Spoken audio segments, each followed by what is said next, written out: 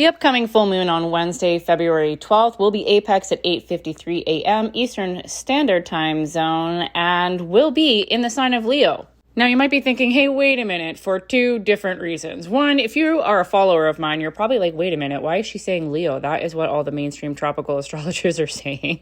And if you're new here or a follower of tropical or Western astrology, you're probably like, wait a minute, what is going on with this chart? It is weird.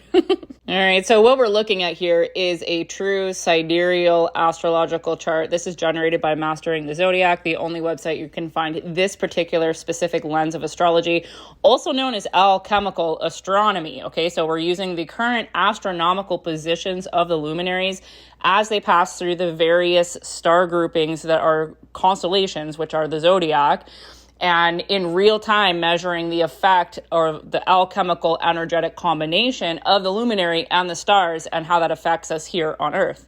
So this wheel is a little different because you see around the outside where the zodiac is represented, they are all different sizes, and this is because the constellations are different sizes, okay? There's also another thing that's a little different in this chart. In the top rightish corner of circle, how's our corner? Anywho, Ophiuchus, the 13th zodiac sign, is represented by this black section here, sharing the sky with Scorpio over the galactic center, the womb of our universe, effectively turning the wheel of samsara and the tropical zodiac into spiral dynamic. In tropical, the zodiac is affixed to the spring equinox, so it starts at the same time every year, and every sign is assigned the same amount of degree points. It's an even house system. Every house has 30 degrees. It goes around and around the same every year without accounting for the precession of the equinoxes or the greater celestial cycles, okay? So over time, the stars move, the line of the ecliptic, that the path that all of the luminaries follow moves 1 degree every 72 years. So it's quite a bit off, or about 23 degrees off, right? Now, Vedic astrology accounts for this. It is sidereal, which means of the stars, but it also uses a whole house system. It does not account for the different sizes of the constellations, and this is why this moon in particular, both tropical and true sidereal are saying that it is in Leo, but they're at different points in Leo, okay? In tropical, it's like at the end, like 24 degrees, I think is the reading for it. And this will be like 8 or 9 degrees. But you can see it looking at the wheel here. Leo is almost the same size as both Capricorn and Aquarius put together in this system. Okay, so this is what it looks like in real time. This is a star charting, an astronomical star charting app called Night Sky. You can see here the Sun and Mercury are both in Capricorn, just at the tail end of the daddy of the zodiac, moving into Aquarius just after the full moon, actually. And this is how astrology is meant to function. You see the line of the ecliptic. All the constellations are along this line. The planets follow this line, and they move through the constellations and create alchemical energetic effects. So we can see right now, as I'm recording this on Tuesday, just about 24 hours out of the apex, the moon is currently almost full in Cancer. Okay, this will be kind of a cuspy situation, just out of the edge of Leo there. The moon moves 13 degrees in the sky every single day. So by the time we get to that apex in 24 hours, it will be in Leo.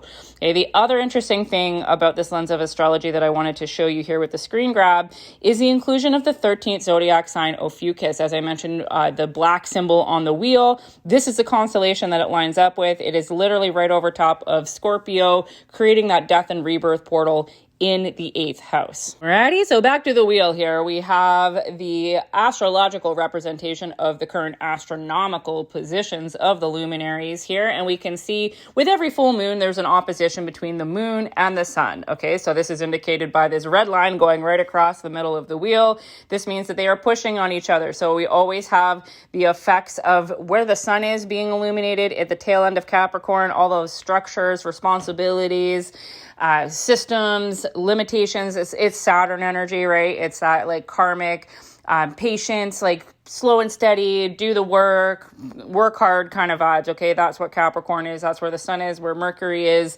They were just conjunct last week, so we've had a lot of contemplation and thinking about how we express ourselves in this sort of structured way that Capricorn represents. So we have that energy going on, and then opposing the moon, which is in Leo. Leo is the sun also, right? So kind of a double whammy with that self-expression, creativity, passion, play, fun, sensuality. All these things come with Leo, right? So like what I'm getting from this, it's giving, how can you have more fun creating structures in your life? How can structure be fun. As somebody with an oppositional defiance, that is triggering to hear those words, but on a cellular level, I'm here for it. Throwing a little chaos into the mix, we also have a T-square with Uranus. So this is when both elements are opposing each other, are also squaring another luminary, okay? So the moon is squaring Uranus, and the sun is also squaring Uranus as we will be entering the orb of the full moon. We're in it already, so we're feeling it. And actually, I've been making videos on the Schumann resonance. If you're watching this on TikTok, you can see those. If you're watching this on YouTube, you're going to have to go to TikTok.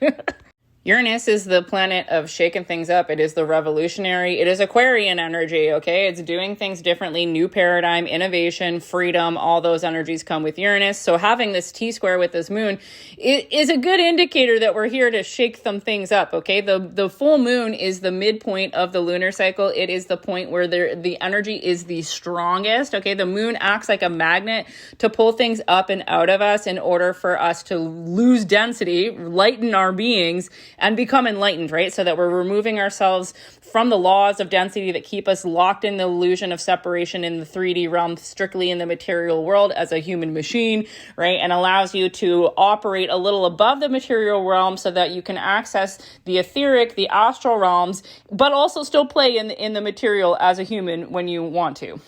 Supporting this energy, we also have a lot of activity going on in Pisces, which is the 12th house, spirituality, depth, receptivity, like deep, dark spirituality, essentially dark night of the soul is Pisces. So we've had Neptune and the North Node conjunct or like within the orb of each other. So Neptune is double whammy Pisces energy. It's the planet of intangibility and depth. And the North Node is our destiny, our dharma that we're moving towards. And then Venus, the planet of love, values, relationships. So like this deep valuing and appreciation of receptivity, the magic of the intangible, and the fact that we are celestial magical beings. We're not just human machines. We are magical creatures. We have the ability to be in these bodies in order to have experiences, but we can also be magical. So this full moon for me is giving a status check on where you're at in realizing your magical capacity as a celestial being in a human body and how you can build structures from an internal locus. Like how can you be devoted to yourself instead of being disciplined, right? Like how can you have heart-centered structures? How can you build systems in your life that allow you to engage with the world in a more heart-centered type of way? How can you do less and make more? How can you be happy and fulfilled by doing less? How can you value the void and the receptivity and the magic of the nothingness, really? So when the moon is full, it's a great time to do rituals to send your shit to it. As the fourth way says, the moon is here to pull things out of us and help us evolve, right? So any sort of feels that are coming up and through you today over the next about 3 days on either side of a lunar event, we've got the orb of the energies. So literally send that shit to the moon, salt baths, grounding, hydration, all the usual self-care type of recommendations would be appropriate here. And remember that when you're triggered, they're your treasures. So anything that is coming up into your awareness right now that may be less than pleasant is happening for you to realize that you're causing it ultimately, because everything that outside of you is a reflection of your internal landscape. So when you want to remedy something outside of you, like nothing outside of you can hurt you, right? Like it's all the illusion of experience. So send that shit to the moon, lighten your load, and I'll see you in the next video.